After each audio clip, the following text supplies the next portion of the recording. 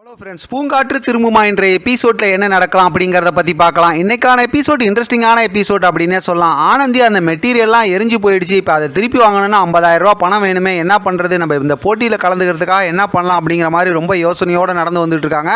அந்த வழியாக குமரனும் கோட்டியும் பார்த்தோம்னா பைக்கில் வராங்க. இப்போ கோட்டி சொல்லவே தேவையில்ல, ஃபன் கலாட்டா தான். உடனே ஆனந்தியை பார்த்ததுமே, மாப்பிள்ளை உங்கள் ஆள் போது மாப்பிள்ளை, நிறுத்து மாப்பிள்ளைன்னு சொல்லி குமரன் நிறுத்த சொல்லி இப்போ ஆனந்தி கிட்டே பேசிக்கிட்டு இருக்காங்க. சோகமாக இருக்கும்போது நாங்கள் என்ன டிசைன் பண்ண போகிறோன்னு உங்களுக்கு தெரியுமா அப்படின்னு கோட்டி கேட்டு இப்போ குமரனோட பாக்கெட்டில் இருக்க அந்த ஃபோட்டோவை எடுத்து டக்குன்னு காட்டிடுறாங்க.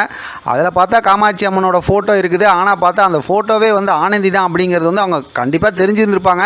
கதைக்காக பார்த்தோம் அப்படின்னா அந்த ஃபோட்டோ அழகாக இருக்குது, காமாட்சி அம்மன் இந்த டிசைன் வந்து ரொம்ப நல்லா இருக்குது, நீங்கள் கண்டிப்பாக ஜெயிக்கணும், ஆல் தி பெஸ்ட் அப்படிங்கிற மாதிரிலாம் சொல்லி கொடுத்துட்டு போகிறாங்க. இவங்க குமரனும் ஆல் தி பெஸ்ட் சொல்கிறாங்க. ஆனால் குமரன் ரொம்ப பயந்து போகிறாங்க.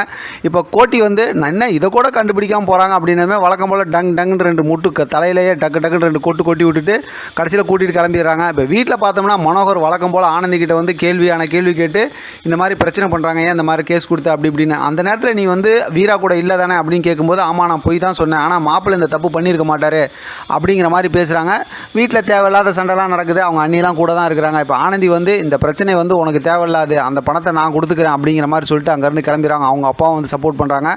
அடுத்து குமரன் சாப்பிட்டுட்டு இருக்காரு. அவங்க தங்கச்சி இருக்காங்கல்ல அகில, அவங்க வராங்க. இந்த போட்டியில் ஜெயிக்கணும், டிசைன் சூப்பராக வந்திருக்கு அப்படிங்கிற மாதிரிலாம் பேசிட்டு இப்போ அவங்க அம்மா இந்த போட்டியில் ஜெயிச்சதுக்கப்புறம் அவங்க 2 பேருக்கும் கல்யாணம் தான் அப்படிங்கிற மாதிரி பேசிக்கிட்டு இருக்காங்க. இதை வழக்கம் போல் அவங்க பெரியம்மா பொண்ணு இருக்காங்கல்ல சீதா, அவங்க வந்து செல்வி, அவங்க வந்து பார்த்துக்கிட்டு இருக்காங்க, கோவப்படுறாங்க. ஆனால் அவங்க ஒய்ஃப் இருக்காங்க, அவங்க ஹஸ்பண்ட் இருக்காங்கல்ல, அவர் பார்த்தா ஒரு காமெடி பீஸ் மாதிரி இருந்தார். அவங்க மாமா, குமரனோட மாமா, அவர்கிட்ட வந்து சொல்லி இந்த டிசைனே வரக்கூடாது, நீ என்ன பண்ணுமோ தெரியாதுன்னதுமே சரி நான் பார்த்துக்கிறேன் செல்வி அப்படிங்கிற மாதிரி சொல்லிட்டு அவர் அங்கேருந்து கிளம்பிடுறாரு. மறுபடியும் பார்த்தோம்னா இங்கே ஆனந்தி இந்த பணத்துக்கு என்ன பண்ணுறதுங்கிற மாதிரி யோசிச்சுட்டு உட்காந்துருக்காங்க. குணவதியும் வராங்க. இவங்க பேசிகிட்டு இருக்கும்போது பார்த்தா அவங்க அப்பா வந்துடுறாரு. அவங்க அப்பா வந்து மறுபடியும் போய் கடன் வாங்கிட்டு வந்தால் இந்த அந்த 50,000 ரூபா வச்சுக்க, நல்லபடியாக நீங்கள் இந்த போட்டியில் ஜெயிக்கணும் அப்படிங்கிற மாதிரி கொடுத்துட்ருக்காங்க. இப்போ ஆனந்தியோட அம்மா வந்துடுறாங்க.